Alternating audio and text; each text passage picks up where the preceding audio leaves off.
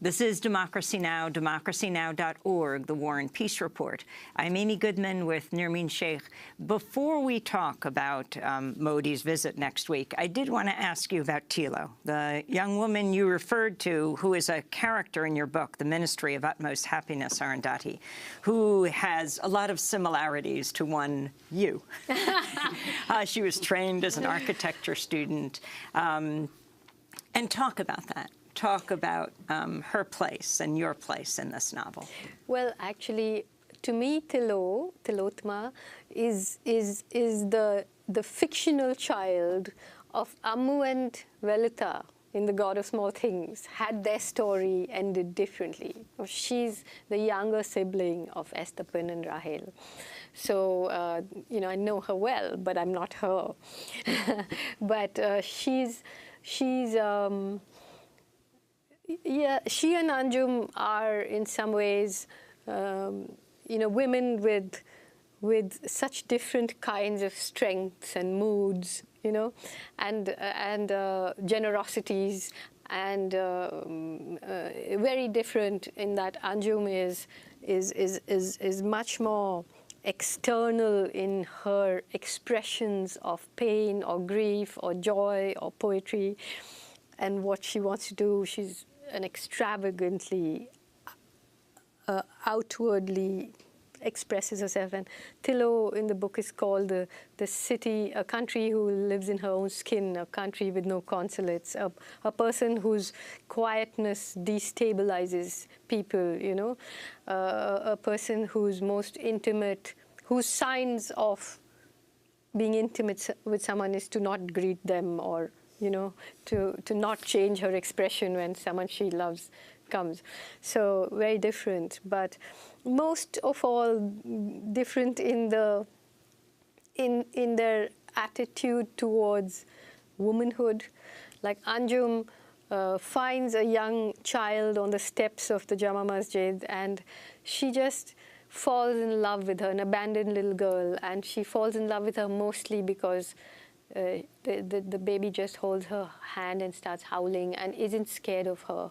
So she takes her back to the Khwabga, where she's adopted, called Zainab, and Zainab grows up with lots of mothers and fathers and in this unorthodox way. Tilo, on the other hand, is someone who's a little bit wary of motherhood. She could have a baby, and but she doesn't want it, and she doesn't want to put another version of herself into the world. She thinks that she'll be an even worse mother than her mother was to her. And she's also curiously alone. Like, she has a relationship with Musa, who becomes a militant in Kashmir, and Musa is a man of his people, and she loves that about him because she thinks that she has no people except for the dogs that she feeds in the park. So she's very, very strange, strong woman though, you know, and a little bit on the edge of crazy, but yeah, that's who she is. Well, let's go now to Indian Prime Minister Narendra Modi's... Wow, what a jump! Oh, yeah. Speaking of countries. Yeah. His trip to the United States, coming to D.C. next week to meet Donald Trump, President Trump, for the first time. Let's go to comments that Trump made last year to the Republican-Hindu coalition. I am a big fan of Hindu, and I am a big fan of India. Big, big fan. Big, big fan. Prime Minister Modi, who has been very energetic in reforming India's bureaucracy. Great man.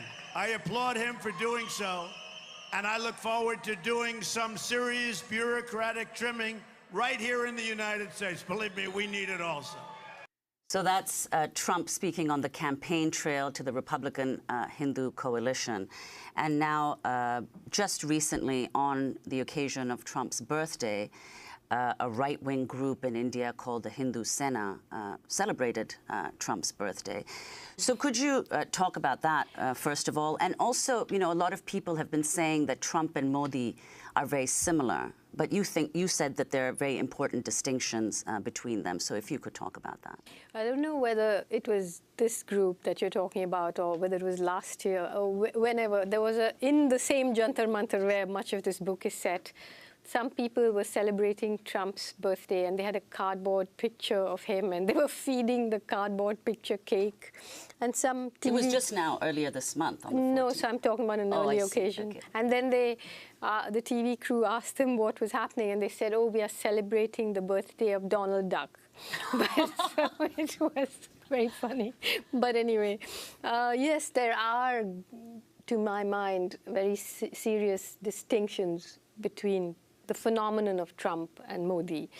Look, I'm not, like a real close commentator in American politics, so I might be wrong about what I'm saying. But from what I see, Trump somehow has sprung up from the sort of effluent of a process where the Democrats, who claim to be the representatives of workers, of unions, of the people, has betrayed them, has left a group of people disenchanted, furious, and even more furious when Bernie Sanders was not the candidate and it was Hillary Clinton.